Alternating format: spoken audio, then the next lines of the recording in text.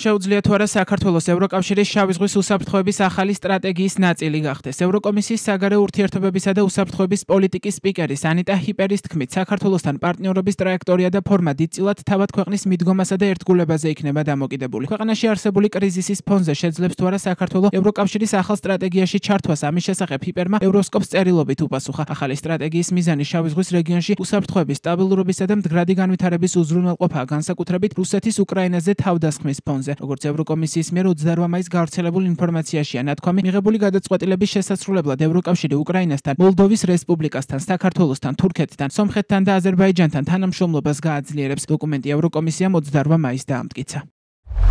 როგორც ევროკავშირის უმაღლესმა წარმომადგენელმა განაცხადა პრესკონფერენციაზე, შავი ზღვის რეგიონს სტრატეგიული მნიშვნელობა აქვს ევროკავშირისთვის. რეგიონის ქვეყნები აძლიერებენ კავშირებს ევროკავშირთან. უკრაინა და მოლდოვა მიისწრაფვიან ევროკავშირის წევრობისკენ. ასევე საქართველოს თუ ის ევროკავშირის გზას დაუბრუნდება. შავი ზღვის სტაბილურობა არსებითია საქართველოს უსაფრთხოების, ვაჭრობისა და ენერგოკავშირებისთვის. ახალი სტრატეგია სთავაზობს პარტნიორ ქვეყნებს საქართველოს ჩათვლით წინადადებას, რომელიც დამოკიდებულია საერთო მიზნების, ამოცანებისა და კოლექტიური პასუხისმგებლობის გაგებაზე. შავი ზღვის სტრატეგიის მთავარი საერთო ღირებულებებზე დაფუძნებული სტაბილურობისა და მშვიდობის ხელშეწყობაა. პარტნიორმა ქვეყნებმა უნდა მოახდინონ ძლიერი პოლიტიკური ერთგულების დემონსტრირება ამ ამოცანების წინ წასაწევად. შესაბამისად, ასეთი პარტნიორობის ტრაექტორია და ფორმა დიდწილად დამოკიდებული იქნება საქართველოს მიდგომაზე და ერთგულებაზე. მნიშვნელოვანია აღინიშნოს, რომ გაფართოების პროცესი გაგრძელდება დამოუკიდებლად და ქვეყნის პროგრესი ევროკავშირისკენ მიმავალ გზაზე უწინდებურად გაფართოების პროცესის ფარგლებში შეფასდება.